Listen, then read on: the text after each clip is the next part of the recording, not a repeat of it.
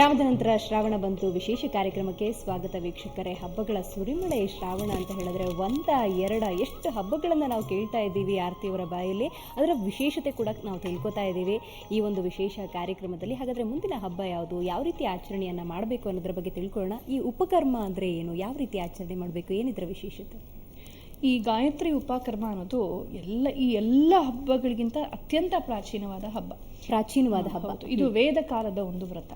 ವೇದ ಕಾಲದ ಅಂದ್ರೆ ಎಷ್ಟೋ ಸಾವಿರಾರು ವರ್ಷಗಳಾಗಿವೆ ಇದಕ್ಕೆ. ವೇದದ ಡೇಟ್ ಹೇಳೋದು ಕಷ್ಟ. ಇವತ್ತು ಹೇಳಿದ್ನಲ್ಲ, ವೆಸ್ಟರ್ನ್ ದೃಷ್ಟಿಯಿಂದ ಎಲ್ಲಾನ ಮುಂದೆ ಹಾಕ್ಬಿಟ್ಟಿದ್ದಾರೆ, ಎಲ್ಲ AD-BC ತಂದ್ಬಿಟ್ಟಿದ್ದಾರೆ ಅವ್ರ ಲೆಕ್ಕಾಚಾರ. ಯಾಕೆಂದ್ರೆ ಅವ್ರದ್ದು ಕರೆಕ್ಟ್ ಕ್ಯಾಲೆಂಡರ್ ಅಂತ ಮಾಡಕ್ಕೆ ಒಂದು ಕೆಟ್ಟ ಹಠದಿಂದ ಅದು ಸರಿ ಇಲ್ಲ.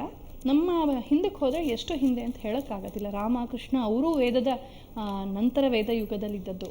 ಹಾಗಾಗಿ ಅವರು ಸುಮಾರು ಇದು ಒಂದು 7-8 ಸಾವಿರ 10,000ಕ್ಕೆ ಹೋಗೋ ಸಾಧ್ಯತೆ ಇದೆ. ಅಷ್ಟು ವರ್ಷಗಳಾಗಿರ್ಬೋದು, ಗೊತ್ತಿಲ್ಲ. ಸೊ ಏನಪ್ಪ ಇದು ಅಂತಂದ್ರೆ, ವೈದಿಕ ವ್ರತಗಳಲ್ಲಿ ತುಂಬಾ ಪ್ರಧಾನವಾದದ್ದು ಗಾಯತ್ರಿಯ ಸ್ಮರಣೆ. ಗಾಯತ್ರಿ ಅಂದ್ರೆ ಸಾವಿತ್ರಿ ಮಂತ್ರ, ಅದು ಸೂರ್ಯೋಪಾಸನೆಯ ಮಂತ್ರ. ಗಾಯತ್ರಿ ಬರೀ ಛಂದಸ್ಸಿನ ಹೆಸರು. ಗಾಯತ್ರಿ ಮಂತ್ರ ಅಂದ್ರೆ ದೇವತೆ ಗಾಯತ್ರಿ ಅಲ್ಲ. ಗಾಯತ್ರಿ ಛಂದಸ್ಸಿನ ಹೆಸರು ಸವಿತೃ ದೇವತೆ. ತತ್ ಸವಿತೃವರೇಣ್ಯಂ ಭರ್ಗೋ ದೇವಸ್ಯ ಧೀಮಹಿ ಧಿಯೋ ಯೋ ನಃ ಪ್ರಚೋದಯಾತ್ ಅಂತ ಅದ್ಭುತವಾದ ಮಂತ್ರ. ಇಡೀ ಭಾರತೀಯ ಸಂಸ್ಕೃತಿಯ ಧರ್ಮದ ಒಂದು ಸ್ಮಾಲ್ ಇಂಟರಪ್ಷನ್. ಹೆಣ್ಮಕ್ಳು ಹೇಳ್ಬಾರ್ದು ಅಂತಾರೆ ಗಾಯತ್ರಿ ಮಂತ್ರ, ಸರಿನಾ? ಅದು ಇತ್ತೀಚಿನ ಬೆಳವಣಿಗೆ. ನೋಡಿ, ಕಾಲಾಂತರದಲ್ಲಿ ತುಂಬಾ ಸಾಮಾಜಿಕ ವ್ಯತ್ಯಾಸಗಳಾಗಿವೆ. ಸಾಮಾಜಿಕ ವ್ಯತ್ಯಾಸಗಳಿಂದ ನಮ್ಮ ಹೆಣ್ಮಕ್ಳಿಗೆ ತುಂಬಾ ತೊಂದರೆ ಆಗಿದೆ. ಯಾವಾಗ ಗುರುಕುಲ ಪದ್ಧತಿ ಎಲ್ಲ ಹಾಳಾಯ್ತು, ಕಂಡು ಹೆಣ್ಮಕ್ಳನ್ನ ಎತ್ತಾಕೊಂಡು ಹೋಗುವಂತ ಈ ಆಕ್ರಮಣಕಾರರು ಬಂದ ಮೇಲೆ ಎಲ್ಲ ನಿಂತೋಯ್ತು. ಗುರುಕುಲಕ್ಕೆ ಹೋಗೋದು ನಿಂತೋಯ್ತು. ಗುರುಕುಲಕ್ಕೆ ಉಪನಯನ ಮಾಡಿ ಗುರುಕುಲ ಕಳಿಸೋರು. ಅದು ಒಂದು ಏನ್ ಹೇಳ್ತಾರೆ, ಪ್ರಾರಂಭದಲ್ಲಿ ಒಂದು ಇನಾಗ್ರೇಷನ್ ಸೆರೆಮನಿ ಇದ್ದಂಗೆ. CET ಮಾಡಿ ಇಂಜಿನಿಯರಿಂಗ್ ಹೋದಂಗೆ. ಸೊ ಇಂಜಿನಿಯರಿಂಗ್ಗೆ ಹೋಗಲ್ಲ ಅಂದ್ಮೇಲೆ CET ಯಾಕೆ ಅಂತ. ಸೊ ಯಾವಾಗ ಹೆಣ್ಮಕ್ಳಿಗೆ ಅದು ನಿಂತು ಹೋಯ್ತೋ, ಮನೆಯಲ್ಲೇ ಎಜುಕೇಶನ್ ಕೊಡ್ತಾ ಇದ್ರು. ತಂದೆ, ಚಿಕ್ಕಪ್ಪ, ದೊಡ್ಡಪ್ಪ, ಗಂಡ ಕೊಡೋರು. ಹೆಣ್ಮಕ್ಳನ್ನೆಲ್ಲ ಎತ್ತಾಕೊಂಡು ಹೋಗುವಂತ ಕಾಮುಕ ಆಕ್ರಮಣಕಾರರ ಹಿಸ್ಟ್ರಿ ನೋಡಿದೀವಿ ನಾವು. ಅಂಥದ್ದು ತುಂಬಾ ನಡೆದಿದೆ ನಮ್ಮ ದೇಶದಲ್ಲಿ. ಅವರು ಮುಖ್ಯವಾದ ಕಾರಣ ಇದಕ್ಕೆ.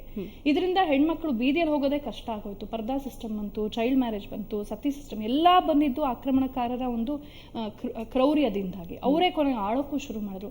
ಅದು ನಡೀತಾ ಇರುವಾಗಲೇ ಬ್ರಿಟಿಷರ್ಸ್ ಬಂದ್ರು. ಎಷ್ಟು ತರ ಜನರು ಬಂದ್ರು, ಶಕರು ಬಂದ್ರು, ಹೂಣರು ಬಂದ್ರು, ಡಚ್ಚರು ಬಂದ್ರು.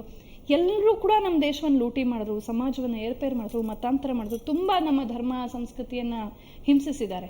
ಆ ಸಂದರ್ಭದಲ್ಲಿ ತುಂಬಾ ಶಫ್ಲಿಂಗ್ ಆಗಿ ನಮ್ಮ ಹೆಣ್ಮಕ್ಳಿಗೆ ಅಫೆಕ್ಟ್ ಆಯ್ತು. ಯಾಕೆಂದ್ರೆ ಅವರ ಶೀಲಕ್ಕೆ ಒಂದು ಭದ್ರತೆ ಇರಲಿಲ್ಲ.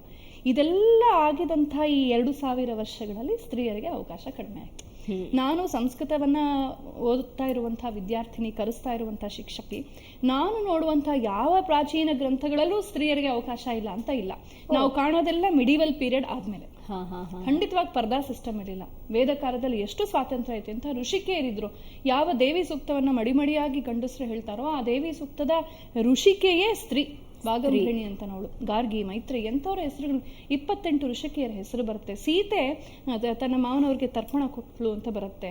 ಸೊ ಅವ್ರಿಗೆಲ್ಲ ವೈದಿಕ ಅಧಿಕಾರ ಇತ್ತು ಅಂತ ಗೊತ್ತಾಗತ್ತೆ. ಸೊ ಈ ಅಧಿಕಾರದ ಪ್ರಶ್ನೆ ಕಾಲಾಂತರದಲ್ಲಿ ಬದಲಾಯಿತು. ಅದಕ್ಕೆ ಸಾಮಾಜಿಕ ವ್ಯತ್ಯಾಸಗಳ ಕಾರಣ. ಧಾರ್ಮಿಕವಾಗಿ ಸ್ತ್ರೀ ಪುರುಷರೆಲ್ಲ ಒಂದೇ ಅಂತ ಹೇಳುವ ಹೆಗ್ಗಳಿಕೆ ಹಿಂದೂ ಧರ್ಮದ್ದು. ಯಾವ ಧರ್ಮ ಬಹುಶಃ ಆ ಸ್ಥಾನವನ್ನ ಸ್ತ್ರೀ ಕೊಡೋದಿಲ್ಲ. ದೇಹದ ಮಟ್ಟದಲ್ಲಿ ನೋಡ್ತಾರೆ. ನಾವು ದೇಹವೇ ಅಲ್ಲ, ಆತ್ಮಸ್ವರೂಪಿಗಳು.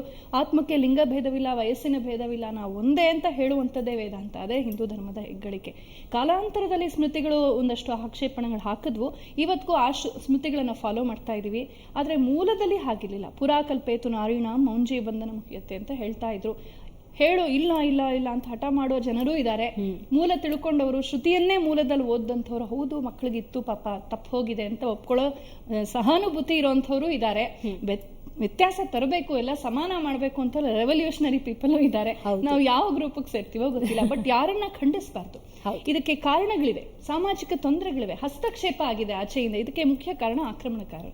ಅವರನ್ನ ದೂಷಿಸಬೇಕು. ನಮ್ಮೊಳಗೆ ಇವು ಜಾತಿನ ಬೈಯೋದು, ಇವ್ರನ್ನ ಬೈಯೋದು, ಗಂಡಸ್ರನ್ನ ಬೈಯೋದು, ಬ್ರಾಹ್ಮಣರು ಬೈಯೋದು, ಕ್ಷತ್ರಿಯನ್ ಬೈಯೋದು ಮಾಡಬಾರ್ದು. ಹೌದು, ಏನೇನೋ ಆಗಿದೆ ಒಪ್ಕೊಳ್ಳೋಣ, ಸರಿಪಡಿಸೋಣ. ಮತ್ತೆ ವಸಿಷ್ಠರಂತ, ಮನು ಮಹರ್ಷಿಗಳಂತ ಮಹಾತ್ಮರು ಬಂದು ಸ್ಮೃತಿಗಳನ್ನ ರೀರೈಟ್ ಮಾಡಬೇಕು. ಮನು ಮಹರ್ಷಿ ಹೇಳಿದ್ದಾರೆ, ನನ್ನ ಕಾಲಕ್ಕೆ ಸ್ಮೃತಿ ಬರೆದಿದ್ದೀನಿ, ನಿಮ್ ಕಾಲಕ್ಕೆ ಬದಲಾಯಿಸ್ಕೊಳ್ಳಿ ಅಂತ ಹೇಳೋ ಔದಾರ್ಯ ಅಲ್ಲಿದೆ. ಅವ್ರನ್ನ ಬೈತಾ ನಾವಿಲ್ಲಿ ಕೂತ್ಕೊಳ್ಳೋ ಬದಲು ನಮ್ಮ ಕಾಲಕ್ಕೆ ಬೇಕಾದ ವ್ಯತ್ಯಾಸ ಮಾಡ್ಬೇಕಾಗ್ತದೆ. ಅಂತೂ ಗಾಯತ್ರಿ ಉಪಕರ್ಮದ ಬಗ್ಗೆ ಕೇಳಿದ್ರೆ, ಈ ಗಾಯತ್ರಿನ ಪ್ರತಿದಿನ ಹೇಳ್ತೀವಿ. ಅದರ ಅರ್ಥವೇ ಧಿಯೋ ಯೋ ನಃ ಪ್ರಚೋದಯಾತ್. ನಃ ಅಂದ್ರೆ ನಮ್ಮ ಅಂತ. ಕಣ್ಮುಚ್ಕೊಂಡು ಎಲ್ಲೋ ಒಂದು ಗುಹೆಯಲ್ಲಿ ಕೂತ್ಕೊಂಡಂತಹ ಒಬ್ಬ ಯೋಗಿ ತಪಸ್ ಮಾಡಿದ್ರು. ಅವ್ನು ಹೇಳೋದು ಎಲ್ಲರಿಗೂ ಧೀ ಮಮ ಅಂತ ಹೇಳಿಲ್ಲ, ನನ್ನ ಬುದ್ಧಿ ಅಂತ, ನಹ ಧಿಯ, ನಮ್ಮ ಬುದ್ಧಿಗಳು ಅಥವಾ ಧೀ ಶಕ್ತಿಗಳು ಬಹುವಚನ ಇದೆ ನೋಡಿ, ಪ್ರಚೋದಯಾತ್. ಅಂದ್ರೆ ನಮ್ಮೆಲ್ಲರೂ ಲೆಟ್ ಅಸ್ ಥಿಂಕ್ ಹೈ, ನಮ್ಮ ಚಿಂತನೆ ನಮ್ಮ ಪ್ರವೃತ್ತಿ ಎಲ್ಲವೂ ಊರ್ಧ್ವಮುಖವಾಗ್ಲಿ ಅಂತನೂ ಒಂದು ಪ್ರಾರ್ಥನೆ. ಅಂದ್ರೆ ಎಲ್ಲಕ್ಕಿಂತ ಪ್ರಜ್ಞೆ ಮುಖ್ಯ. ನಾನು ಆಗ್ಲೇ ಕುಂಡಲಿನಿ ಬಗ್ಗೆ ಹೇಳ್ತಾ ಇದ್ದೆ, ಪ್ರಜ್ಞೆ ಜಾಗೃತವಾಗಬೇಕು. ಇಲ್ಲದೆ ಹೋದ್ರೆ ನಮ್ಮ ಬುದ್ಧಿ ಯಾವಾಗ್ಲೂ ಅನಿಮಲ್ ಇನ್ಸ್ಟಿಂಕ್ಟ್, ಪಶುಗಳಂತೆ ಆಹಾರ ನಿದ್ರಾ ಭಯ ಮೈಥುನ, ಆಹಾರ ನಿದ್ರಾ ಭಯ ಮೈಥುನ ಇದರಲ್ಲೇ ತೊಡಗಿರ್ತೀವಿ. ಆಹಾರವನ್ನೇ ಚೆನ್ನಾಗಿ ಮಾಡ್ಕೊಂಡು ತಿನ್ನೋದು, ಒಳ್ಳೆ ಹಾಸಿಗೆ ಮಾಡ್ಕೊಂಡು ಮಲಗೋದು, ಒಟ್ನಲ್ಲಿ ಮಾಡೋದೆಲ್ಲ ಭೋಗವೇ. ನೆಲದಲ್ಲಿ ಮಲಗಿದ್ರು ಹಾಸಿಗೆ ಮೇಲೆ ಮಲಗಿದ್ರು ನಾವ್ ಏನು ಡೆವಲಪ್ ಆಗಿದೀವಿ ಅಂದ್ರೆ ಬರೀ ಭೋಗವನ್ನ ಚೆನ್ನಾಗಿ ಮಾಡ್ಕೊಳ್ಳಲ್ಲ, ಹುಟ್ಟಿರೋದೇ ತಿನ್ನಕ್ಕೆ ಅನ್ನೋ ರೀತಿಯ ಜೀವನ ಆಗ್ಬಿಡುತ್ತೆ. ಆದ್ರೆ ಅಂತರಂಗದ ಎಷ್ಟೋ ಹೆಚ್ಚಿನ ಶಕ್ತಿಗಳನ್ನ ನಾವು ಕಂಡ್ಕೊಂಡಿದ್ದೇವೆ, we have not explored within. ಅದೆಲ್ಲ ಆಗ್ಲಿ ಅನ್ನೋ ದೃಷ್ಟಿಯಿಂದ ಗಾಯತ್ರಿ ಮಂತ್ರ ಹೇಳೋರು. ಆದ್ರೆ ಕಾಲಾಂತರದಲ್ಲಿ ಏನಾಗುತ್ತೆ, ಮನುಷ್ಯನಿಗೆ ಮಾಡುವಾಗ ಕೆಲವು ಸಲ ಸರಿಯಾಗಿ ಜಪ ಮಾಡಲ್ಲ, ತಪ್ಪು ಹೋಗುತ್ತೆ, ಮರ್ತು ಹೋಗುತ್ತೆ, ದೋಷ ಆಗತ್ತೆ, ಉಚ್ಚಾರ ದೋಷ ಆಗತ್ತೆ, ಏನೋ ಒಂದಷ್ಟು ಬರ್ತಾ ಇರುತ್ತೆ.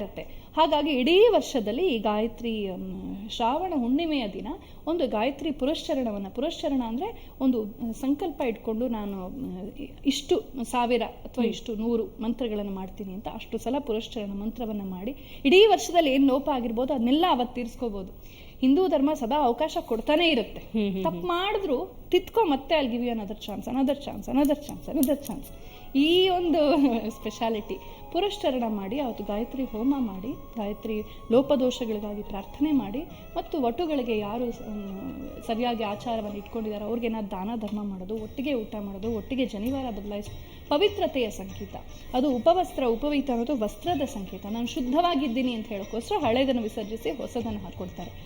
ಈ ಥರ ಮಾಡಿಬಿಟ್ಟು ನಾವು ವಿಶೇಷವಾಗಿ ಹೊಸದಾಗಿ ಈ ಉಪನಯನ ಆಗಿರುತ್ತಲ್ಲ, ತ್ರಿವರ್ಣದವ್ರಿಗೆ ಉಪನಯನ ಸಂಸ್ಕಾರವಿದೆ.